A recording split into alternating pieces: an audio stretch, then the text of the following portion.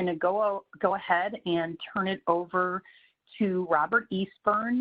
Robert is the retirement plan advisor for Empower Retirement, and he is going to focus on several topics, including the SURF 457 and 401A plans. So, Robert? Okay, thank you, Connie.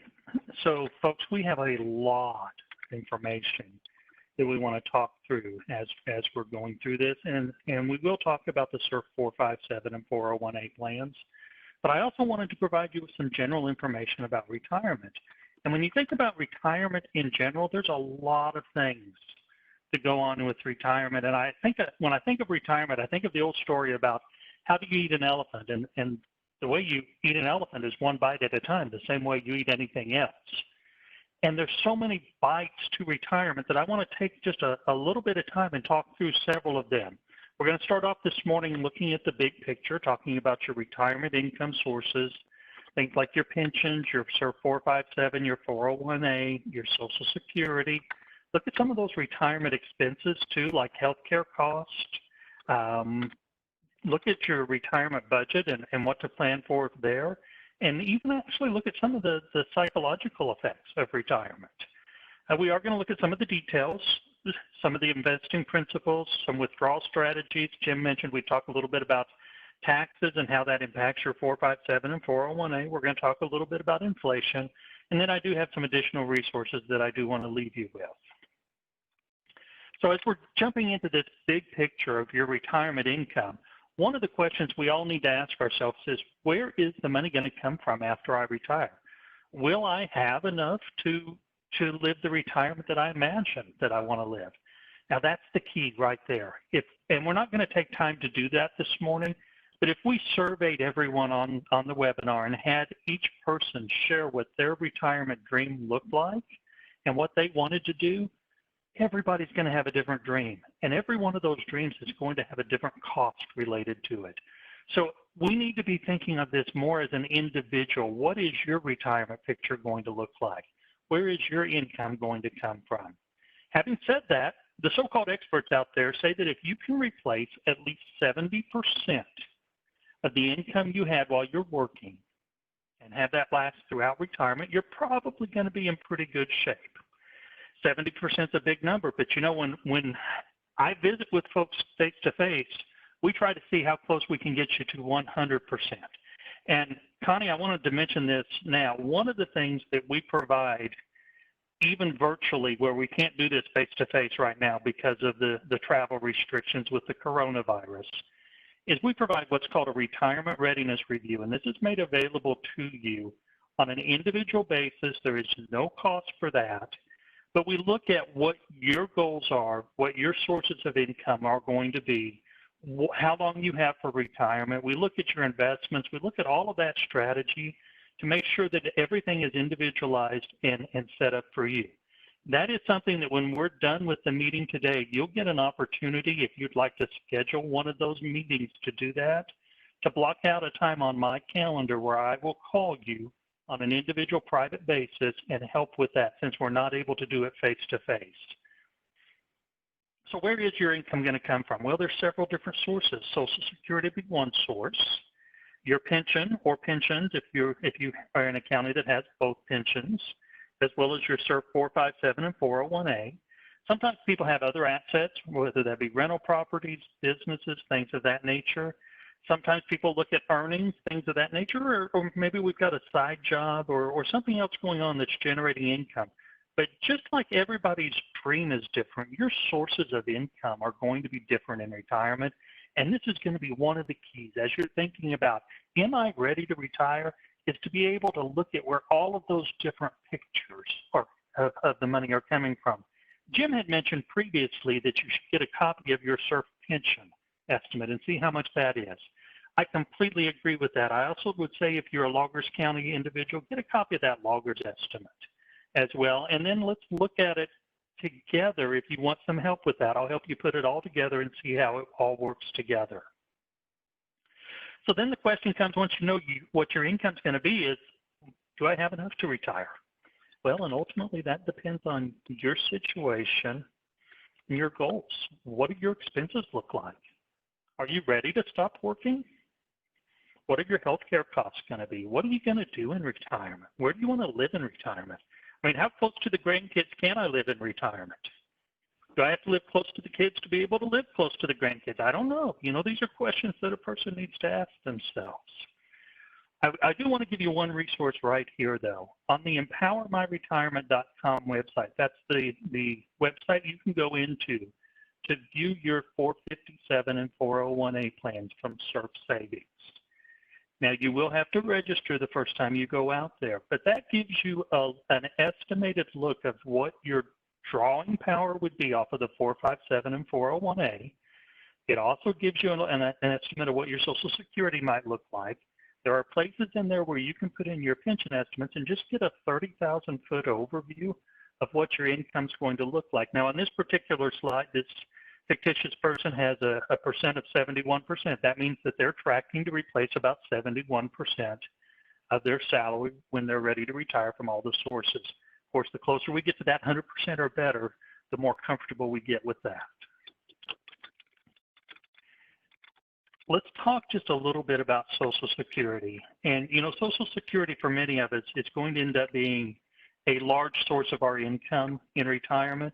It's not the only source, but it is meant to be a large source. And there's several years to keep in mind and ages about Social Security. The first is age 62.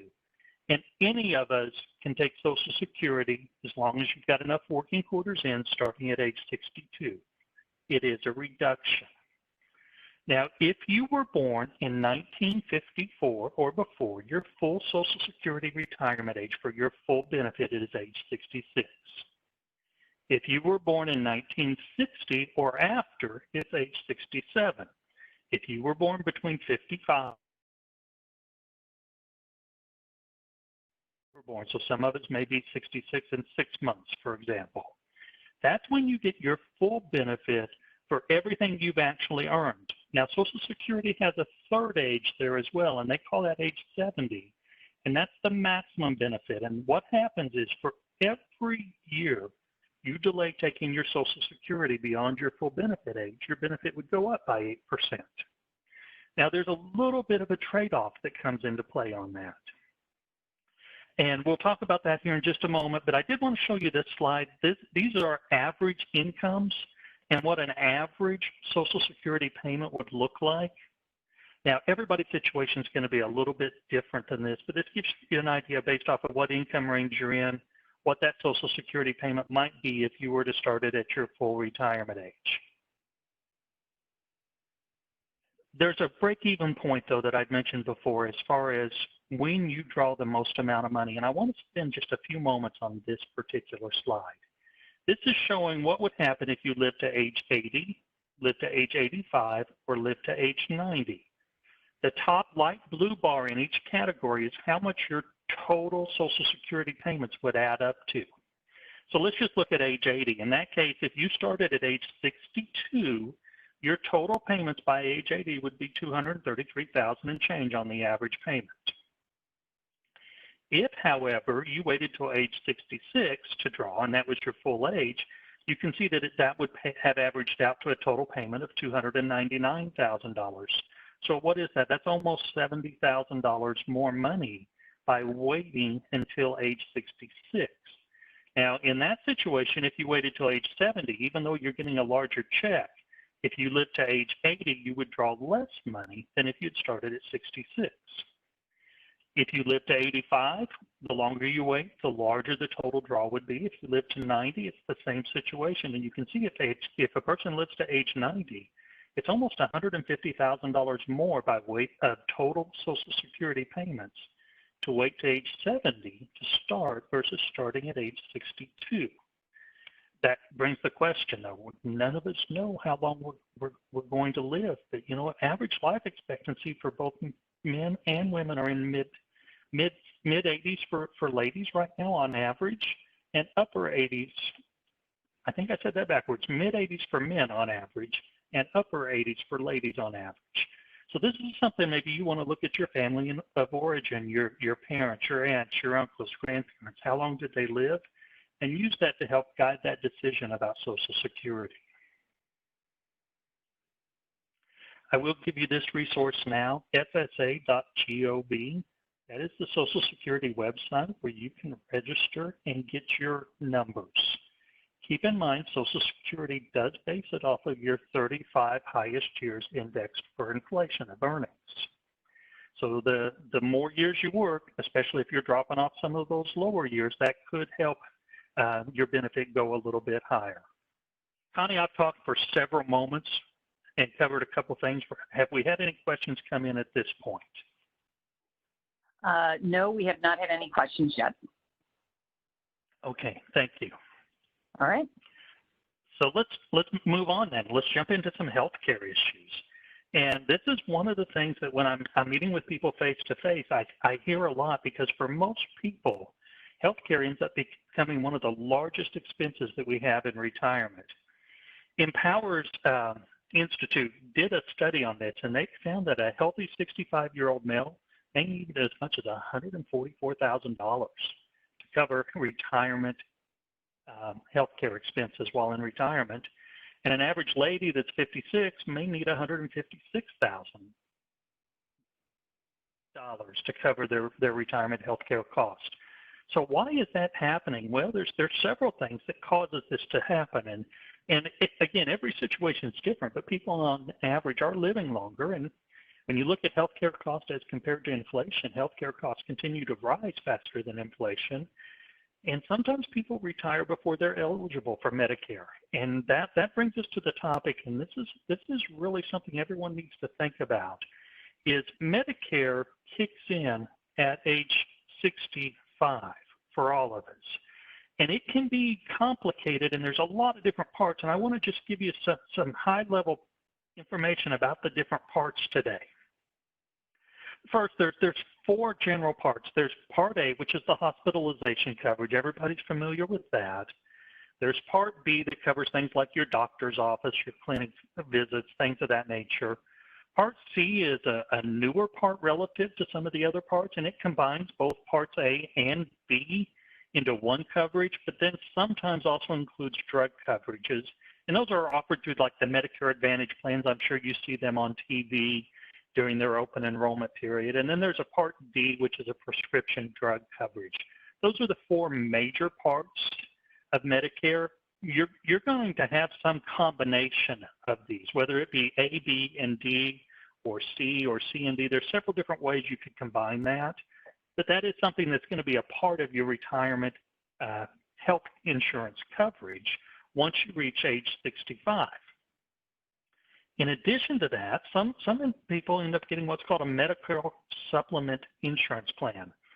And what those are designed to do is they look at the Part A, which is the hospitalization, and basically the Part B, which is the doctor's visits parts. And they try to cover some of the gaps, some of the things that the Medicare does not pay. And they may cover things like the co-payments, co-insurance, deductibles, and these are provided by private insurance companies, which are then regulated by the federal government. But just like your current health insurance has several different types of costs with that, Medicare plans have several different costs. First, you have your premium that you pay. Then in many plans, there's going to be some sort of a deductible that you're going to pay out of your pocket before coverage begins. Frequently, there will be a co-payment, such as paying $20 or $30 to see a doctor. And then there will be a co-insurance that says, you know, if you have certain things done, maybe the plan will pay 80%, but you pay the other 20%. That all continues in the Medicare program as you're working through it. Keeping in mind that when you turn 65, you are eligible for Medicare. That is true no matter what age, what year you were born in. So unlike Social Security, where we've got 66 or 67 for full retirement, or 62 for partial, or 70 for maximum, Medicare is age 65 for all of us. Your spouse's age does not matter. You can enroll in Medicare even if you still work. You may be able to enroll in Medicare or delay the enrollment depending on the type of insurance you receive from work if you're working past age 65. And this is a question I get a lot, but you don't have to be collecting Social Security to enroll in Medicare. So even though a lot of times we put the two of them together, they are two separate programs, and you can be on the Medicare health insurance that's still delaying your Social Security if that's an option that works best for you. A couple things to keep in mind: you have an initial enrollment period, 3 months before through 3 months after the time you turn age 65. You want to make sure you do not miss that period. If you miss that period, it could end up causing you to either have gaps in coverage or to pay a late enrollment penalty on your Part B premium. And that penalty doesn't disappear. It continues for the rest of your life. So as you're getting up to age 65, you need to talk to someone that does Medicare health insurance plans and get a good understanding of what's available in your location and what plan is the best fit for you. Now, even after that initial enrollment period passes, you do have the options to make changes to your plans, such as if you were to move or you lose your current coverage or your plan changes its contract with Medicare. In addition to that, every year between October 15th and December 7th, Medicare has an open enrollment period where you can change your plans around if you want to. But in general, once you enroll, it's not something you have to make a change, but you are given those options to change as needed. Also, through the EmpowerMyRetirement.com, there is I find it to be a very interesting tool where you can go in and look at estimated healthcare costs for people that are retiring in your state. It's customizable, where there's a list of different medical conditions that people may have. You could select any of those. You can actually even change what state you're planning to retire in, and it'll give an average estimated cost of healthcare for people in that state. That way you've got some idea of what all of these healthcare expenses might look like for you to take into consideration as you're doing your retirement budget and you're making your retirement plans. Now, if you want additional information about Medicare, Medicare.gov is the source to go to, and I don't know if any of you have used this. I've helped family members work through this process for years now, and there's all kinds of information on this Medicare.gov site where you can go out and see as well what plans are available, what their costs are, what their coverages are, and do some research on that to kind of see how it might impact you based off of your location.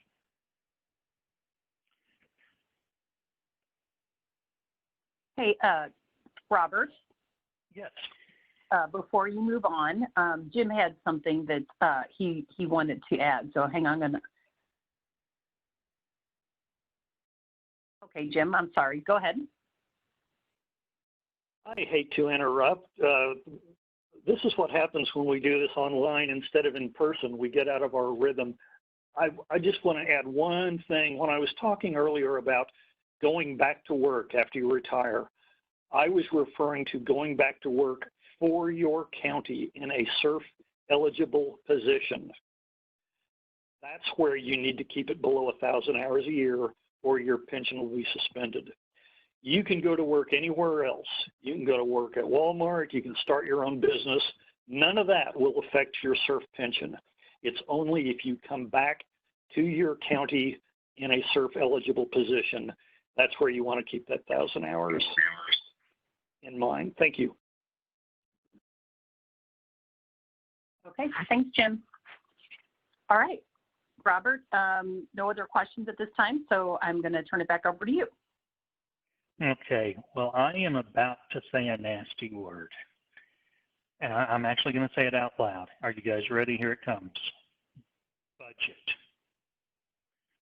Nobody likes a budget. Everybody thinks of a budget as a bad thing, like it's a bad word or a nasty word. Some of us in our positions that we hold have to create budgets or hold people accountable to budgets and things of that nature.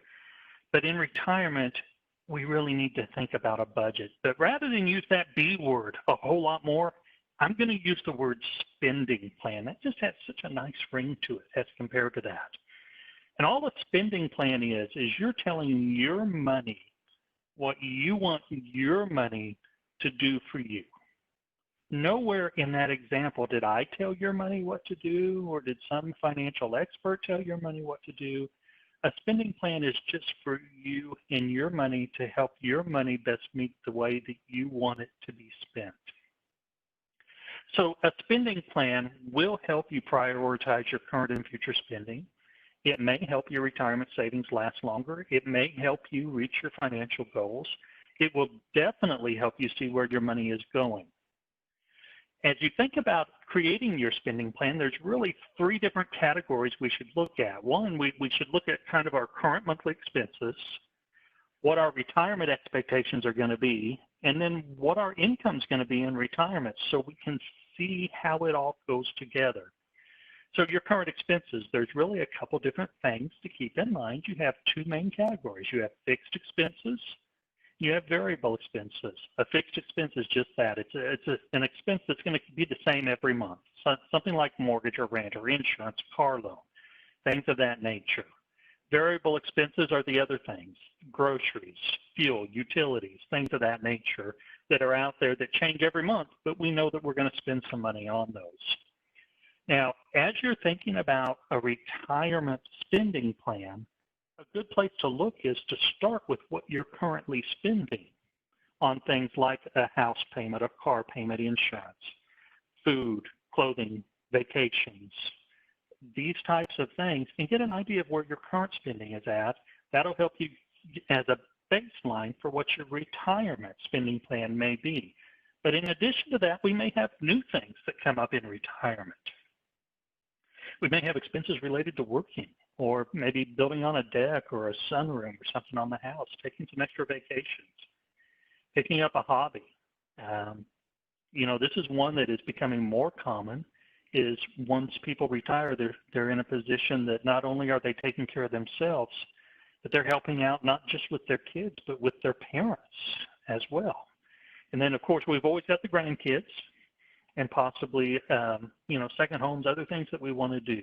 So as you're thinking about, I've got these fixed expenses I have, I know what my variable expenses have been averaging, what's it going to cost me to do some of the things I want to do when I get to retirement? And take a look at that as well.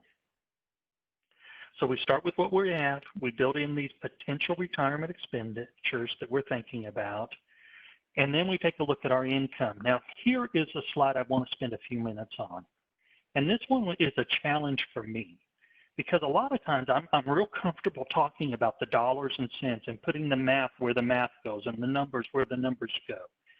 But that's not all that retirement is. Retirement, it has a very strong emotional side to it. A lot of times we go through 5 stages that have been identified, kind of a growing interest in retirement. Hey, we're kind of excited about it. The euphoria that comes with actually being retired. I remember the last time before I came over to Empower to do the Surf Savings Plan, I changed the ringtone on my phone and to a clip from a ringtone that says, "You're going to miss me when I'm gone."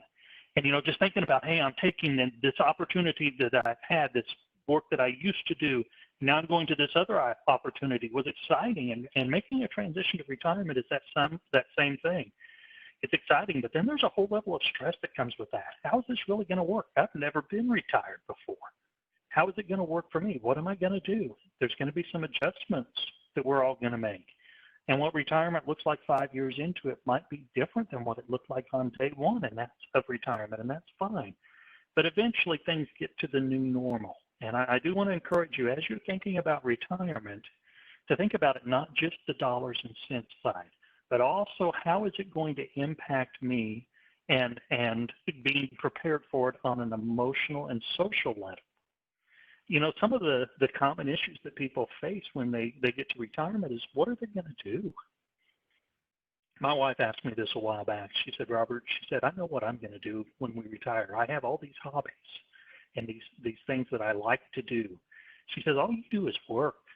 So what are you planning on doing when you retire and you're not going to work anymore? She says, you need to find a hobby or a plan to do something. And this particular slide addresses that, whether it be a hobby or volunteering or a part-time job or another career, a small business, an activity, social engagements, whatever it be. Have something there to help fulfill and to meet your emotional needs. That needs to be a part of your plan as well, of what I'm going to do, not just to get to retire, but what I'm going to do when I am retired. What makes that retirement picture make sense for me? Robert? So those are kind of the big, yes. Mm-hmm.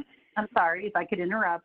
First of all, we're not going to let you retire, and you're much too young, so let's address that. But we did have a question about the spending plan, and the question is, if I schedule an individual appointment, will you be able to assist me in putting together a spending plan? As far as that part goes, we can talk through that. It would be a good idea if you wanted to look at the spending plan to have an idea of what your current expenses are up front so that we can go through that together. But I'll be glad to discuss that. But more than just that, we also want to look at what your retirement income is going to be from your pensions, your Social Security, and a sustainable drawing rate from your money with the SERF 457 and 401A to make sure that we are going to be able to help meet with that spending plan. So it's kind of a both and, Connie. Okay, thank you. So folks, that was the big picture. I want to get into the details a little bit. We're going to talk about details regarding retirement plans in general, but also specifically about your 457 and 401A from SERF Savings. And you know, in general, the closer you get to needing the money from your 457 and the 401A, the more conservative we may want to become. And I say in general, there's always cases where that's not true. But for most people, as we are getting closer, not necessarily to the date of retirement, but the date of needing that money, we may want to become a little more conservative. And I say it that way for a reason. A lot of times when I talk with folks that are getting ready to retire in 30, 60, 90 days, they say, hey, I'm retiring in 60 days. What do I do with my SERF savings money? I don't necessarily need it right then. Well, that's a good time to sit down and evaluate your strategy and when you may need that money. Sometimes when we retire, we find out that your money in your 457 and your 401A, you're not going to need that for several years for your plan and your retirement goals. So in that case, we need to invest not the money in a way not just to the date of retirement, but actually to the date that you're going to start needing that money and potentially all the way through retirement. So one of the keys in this is knowing what kind of an investor that you are. And at Empower, we identify it in 3 different ways. We've got a do-it-myself. The person that feels comfortable making the investment decisions wants to have the control over the investments, and they're going to do that all on their own. There's a second category of investors, and these are people that want a little bit of help doing it, and they need a little bit of information about the different types of funds, like target date funds, risk-based funds, things of that nature, and which one's a good fit for them. They still want to have the control over it, but they just need a little bit more information than the do-it-myselfer. And then we have a third category, and these are the do-it-for-me investors, and those are going to be the people that really would prefer to have a professional take care of their funds for them. And all 3 options are supported in your plan. I will tell you that for those that want the professional help, we call that My Total Retirement. And what it is a simple, comprehensive, and personalized approach to help make sure that your investments have the appropriate risk-return ratios for what your goals are. So this is one of those one-on-one things that we do when we have those meetings, is to make sure based off of when you're going to retire, what your pension estimates look like, what your Social Security estimates look like, what your retirement income needs are, that your investments inside the 457 and the 401A are appropriate for you and your goals. See, when you retire from the county, if your balance is over $1,000 in your 457 and $1,000 in your 401A, there is nothing out there that says that you have to draw that money out of those SERF savings plan. They can stay there until such time as you are ready to take them, or you reach age 72 and a half, and I'll talk, or 72, and I'll talk a little bit more about that later, where those required distributions come into play. Now, sometimes people want just a little bit of information, and they still want to have control over that. That is all something else on your investments that I can give you the information, and you can go out and then make your own decisions with that. There are some very cool tools on the Empower website as well to help you with that information. And additionally, if you're going to do it on your own, you do want to make sure that you have a good mix of the funds, that you decide how much you want invested in each fund, and you monitor and make changes accordingly. You know, Connie, one of the things that I see sometimes is people will set an investment, and that maybe they set one investment fund when they first came to work for their county, and they've not looked at that in 15 or 20 years and made any changes to it. So that's something that over time, just like our goals and our careers and everything else changes, over time our investments probably need to be looked at and adjusted as well to make sure that what we're investing in today is the appropriate investment for us. So whether you're a do-it-for-me person or a do-it-myself person or help-me-do-it person on the investments, we definitely want to make sure that you're monitoring that, or we're monitoring it for you to help keep you on track. Want to give you one additional resource under empoweringmymoney.com. There's a section that's titled Me and My Money, and it's got some questions that you can go out there and deal with to help identify internally which type of an investor you really are, what one resonates best with you, and what might be the best path for you as far as whether you're a do-it-myself, a help-me-do-it, or a do-it-for-me person. So let's talk a little bit about getting the money out of your 457 and your 401A when you get to retirement. As I mentioned earlier, you're not required until you turn age 72 to start drawing that money out. At 72, you are required to start taking what's called a required minimum distribution unless you are still employed by the county. Now, that required minimum distribution is based off of IRS formulas, and Empower will calculate those formulas for you every year and send you a notice of how much has to come out during the year to do that. I want to highlight just a few example strategies that sometimes people will do to help guide them as far as how much money to take out of their 457 and their 401A, especially for those that are not getting the professional help as far as that part goes. As far as some strategies that you can look at. Some considerations with those strategies are how long we're going to live. None of us know, but we do know what our family of origins are, what our returns are likely to be like, what inflation is going to do to things. We're going to talk about those, and then those future expenses. So one of those strategies is what they call a constant dollar amount strategy.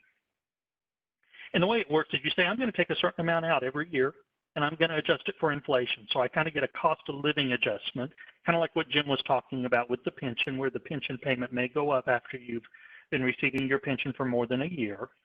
Well, this is kind of the same idea. The idea might be in this example to illustrate was to take out $20,000 every year, but then every year to increase that by 3% to try to help it keep up with inflation. So year one, it would be 20,000. Year two, they'd take out 20,600. Year three, they'd increase that by another 3% and so forth. That's what's called a fixed dollar withdrawal amount. A second strategy some people use is what's called a fixed percentage, where they just say, you know what, I'm going to take out 4% every year. Now, in years where the market's up more than that, if they're invested in the market, then their balance is going to grow, and 4% the next year might be a little bit larger. In years where the market's gone down and your balance goes down, then the 4% might be a little bit lower.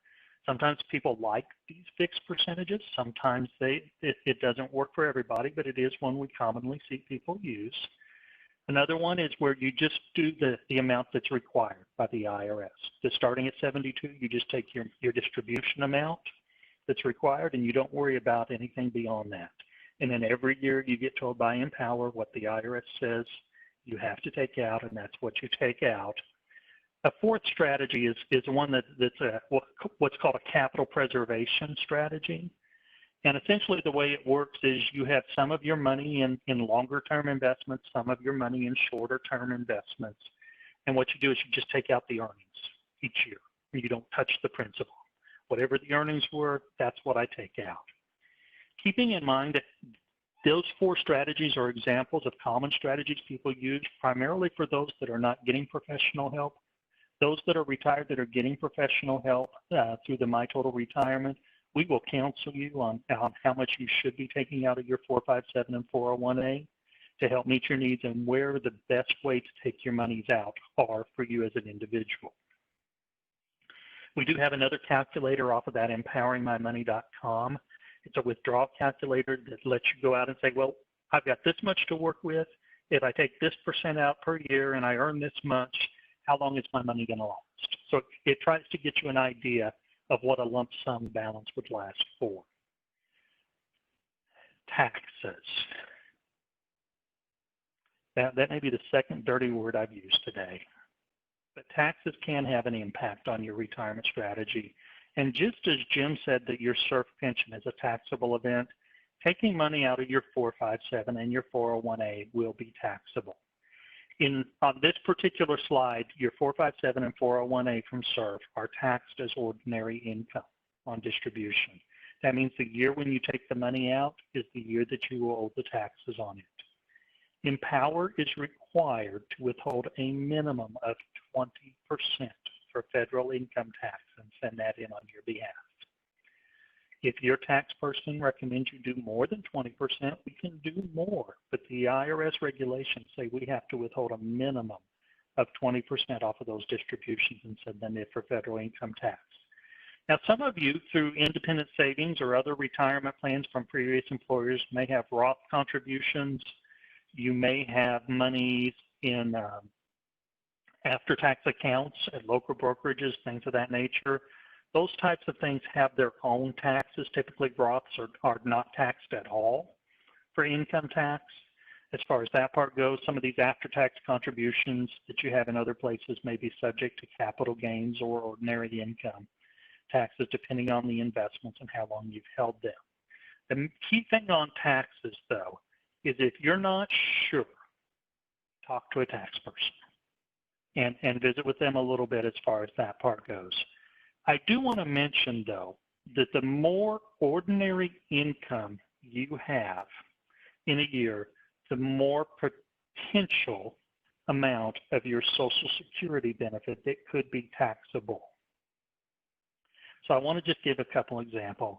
It's based off of your filing status, whether that be single or married filing jointly. But if you have a low enough taxable income, 0% of your Social Security may be considered taxable. Not saying that you would pay taxes on it, but even included in your taxable income.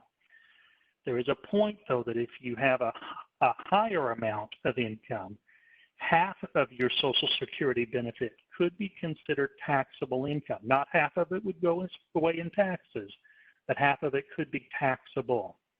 And then there's a third category that says if you make above a certain amount, up to 85% of your Social Security could be included in your taxable income when you calculate your taxes.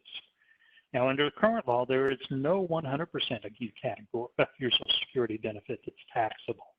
But it could be anywhere as 0% could be included in your taxable income, 50% could be included, or 85% could be included. And I do want to spend a little bit of time as well talking about inflation and what that does to our retirement accounts. You know, inflation it's the general increase of prices. Things go up over time. And I want to show you just some examples of how much things have gone up over the last 28 years or so. Take a look at this with me if you would. A gallon of milk, not a whole lot of difference. A movie ticket, about 3.5 times as much. A home, a little bit more than 4 times as much. And a car has increased a little bit over 5 times as much. And I think all of us on this call probably remember 1980 as far as that part goes. But just in our lifetime, that gives you an idea that things go up in price just because of inflation, but they go up in price in different amounts. Now, one other thing I wanted to mention, this is a 28-year period of time. As I mentioned earlier, they tell us the average life expectancy for gentlemen is in the mid-80s, and for ladies, it's in the upper 80s.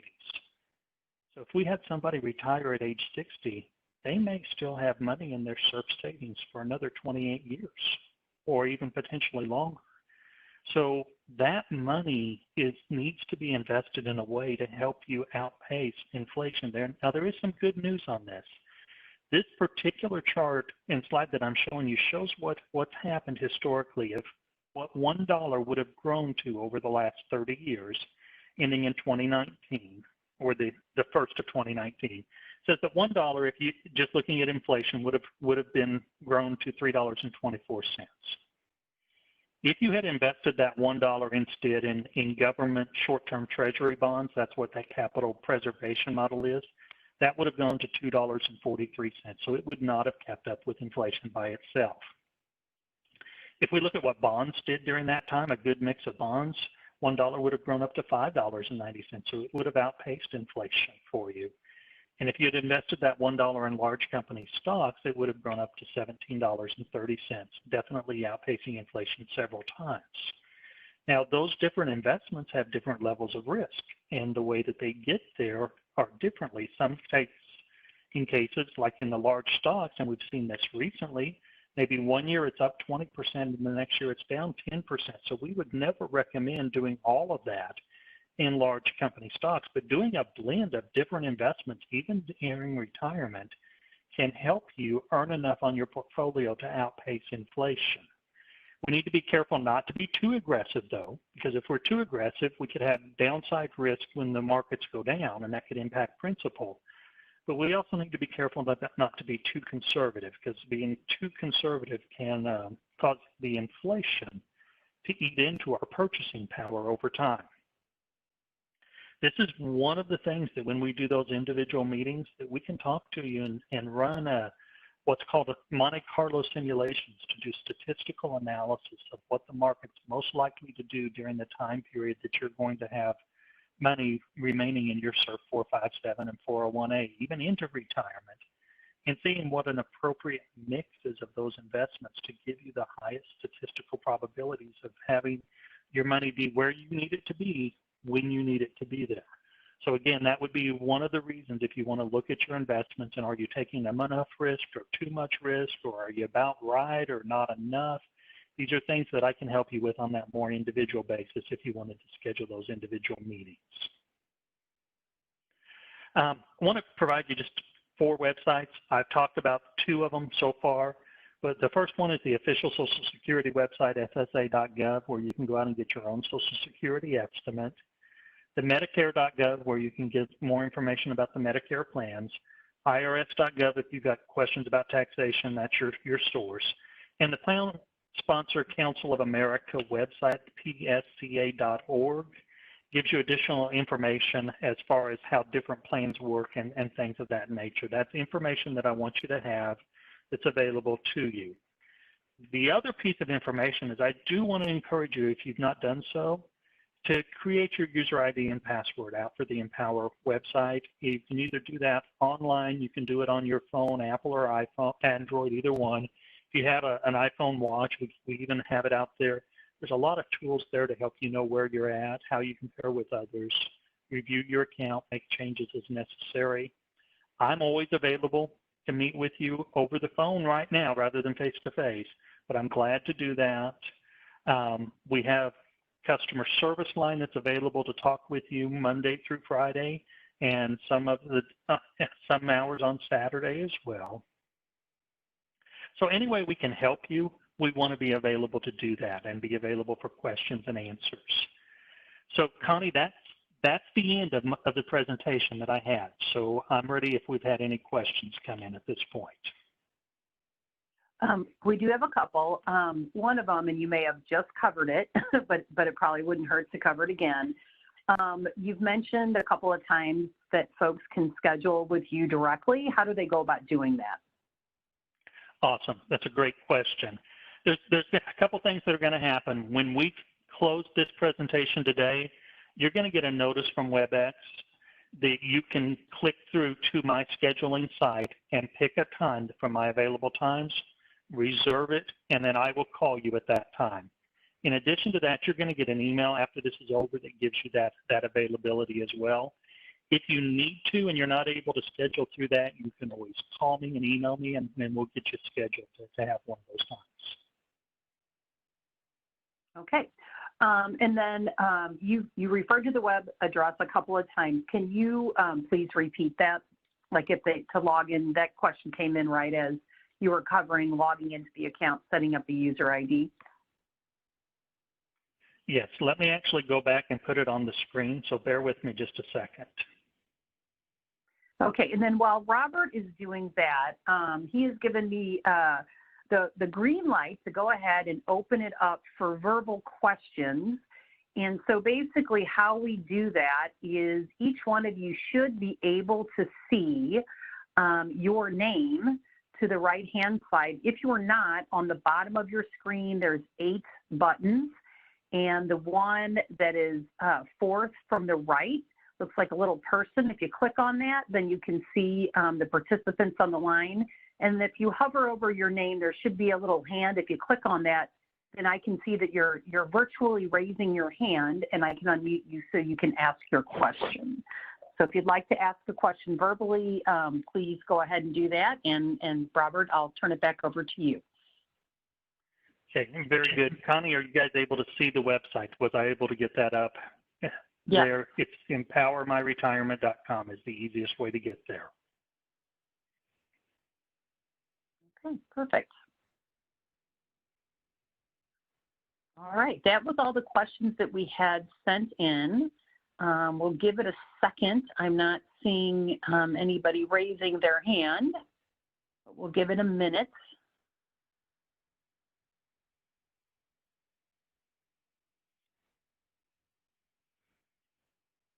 All right, well, before, I'm sorry. I was going to say, I did get a question sent to me, and it's dealing with the impact of COVID-19 on Social Security due to high unemployment. And honestly, we really don't know how that's going to all work out at this time. I don't know that anybody truly knows all of the ramifications that COVID-19 is going to have economically and what that might do with some of the other programs out there. One of the things that I would encourage everyone to think about and to look at is long term, we do know what the patterns work out to be, whether it be things like the 2001 financial bubble that happened with that, whether it be the 2008-2009 financial crash that happened, whether it be this issue with COVID-19. We do know historically how things have played out in the past. And historically, the best thing to do is to have the right investments for your long-term strategy and let the short-term things work themselves out over time. And to try, and this is hard, but to try not to be as concerned short-term if you have a good, appropriate strategy long-term in place, because we know that these short-term things happen. Now, we've not had anything like COVID-19 before, but prior to 08-09, we'd never had that type of a credit crunch before. Prior to 01, we'd never had a tech bubble burst like that before. But we do have these types of things happen on a regular, somewhat regular basis in the economy, and looking at our long-term strategy, having that set for us, and making sure that that's appropriate, we continue to weather these short-term storms. Okay. All right. Well, I've gotten a couple of comments just about the seminar. Great seminar. Thank you so much. So feel free certainly to send any comments our way, but that is it for the formal questions. Jim, do you have anything to add before we wrap up? I do not. I just want to thank Empower for hosting this event and everybody for dialing in. If you ever have questions, don't ever be shy about contacting us. Thanks. All right. All right. And with that, thank you, Jim. You did a fabulous job on the pension end of things, as you always do. And Robert, as always, did a fantastic job on the 457 and 401A portion, as well as several other topics related to retirement. As Robert stated earlier, when we end this, as well as and then also everybody that's in attendance will receive an email. If you'd like to schedule time to meet with Robert individually, you can click on that link and go right to his calendar. So with that, thank everybody for their attentiveness and for attending this morning, and have a great rest of your day.